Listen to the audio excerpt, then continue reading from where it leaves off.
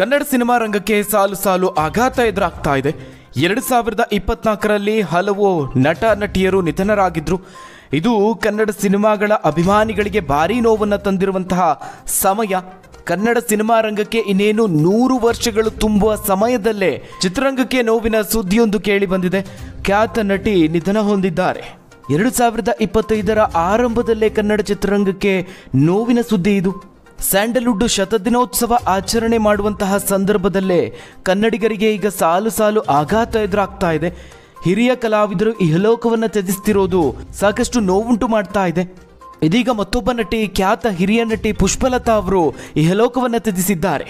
ಅವರ ಅಭಿಮಾನಿಗಳಿಗೆ ತೀವ್ರ ಆಘಾತವನ್ನುಂಟು ಮಾಡಿದೆ. ಕನ್ನಡ ಸೇರಿದಂತೆ ಹಲವು ಭಾಷೆಯ ಸಿನಿಮಾಗಳಲ್ಲಿ ನಟಿ ಮಿಂಚಿದ್ರು. 100ಕ್ಕೂ ಹೆಚ್ಚು ಸಿನಿಮಾಗಳಲ್ಲಿ ಅಭಿನಯಿಸಿ ಕನ್ನಡಿಗರ ಮನಸ್ಸನ್ನು ಗೆದ್ದಿದ್ದಂತಹ ನಟಿ ಇವರು. ಕನ್ನಡ, ತೆಲುಗು, ತಮಿಳು ಹಾಗೆ ಹಿಂದಿ ಸೇರಿ ಅನೇಕ ಭಾಷೆಗಳಲ್ಲಿ ನಟಿಸಿ ಬಹುಭಾಷಾ ನಟಿಯಾಗಿ ಹೊರಹೊಮ್ಮಿದ್ರು. ಇದೀಗ ವಯೋಸಹಜ ಕಾಯಿಲೆಯಿಂದಾಗಿ ಕೊನೆಯುಸಿರೆಳೆದಿದ್ದಾರೆ. ಕನ್ನಡದಲ್ಲೂ ಕೂಡ ಅವರು ಹಲವು ಚಿತ್ರಗಳಿಗೆ ಬಣ್ಣ ಹಚ್ಚಿ ಗೆದ್ದಿದ್ದಾರೆ. ಡಾಕ್ಟರ್ ರಾಜ್ಕುಮಾರ್ ಅವರ ನಟನೆಯ 2 ಕನಸು ಚಿತ್ರದಲ್ಲಿ ನಟಿಸಿದ್ದು ಕೂಡ ಇದೇ ಪುಷ್ಪಲತಾ ಅವರು.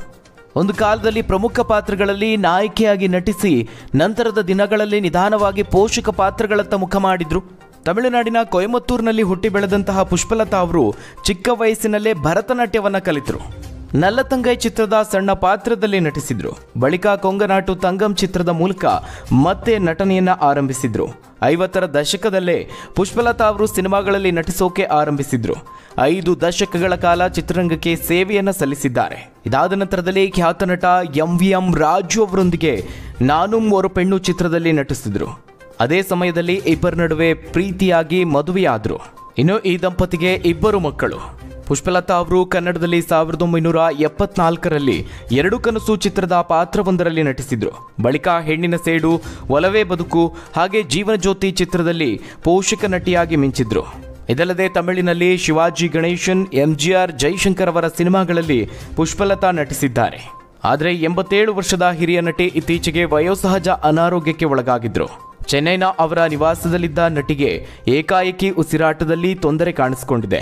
ಕೂಡಲೇ ಕುಟುಂಬಸ್ಥರು ಆಸ್ಪತ್ರೆಗೆ ದಾಖಲಿಸಿದ್ರು. ಆದರೆ ಆಸ್ಪತ್ರೆಯಲ್ಲಿ ಚಿಕಿತ್ಸೆ ಫಲಕಾರಿಯಾಗದೆ ಕೊನೆಯುಸಿರೆಳೆದಿದ್ದಾರೆ ಅಂತ ಕುಟುಂಬದ ಮೂಲಗಳು ತಿಳಿಸಿವೆ. ಹಿರಿಯ ನಟಿಯ ನಿಧನಕ್ಕೆ ದಕ್ಷಿಣ ಭಾರತ ಚಿತ್ರರಂಗದ ಹಲವು ಗಣ್ಯರು ಕಂಬನಿ ಮಿಡಿದಿದ್ದಾರೆ.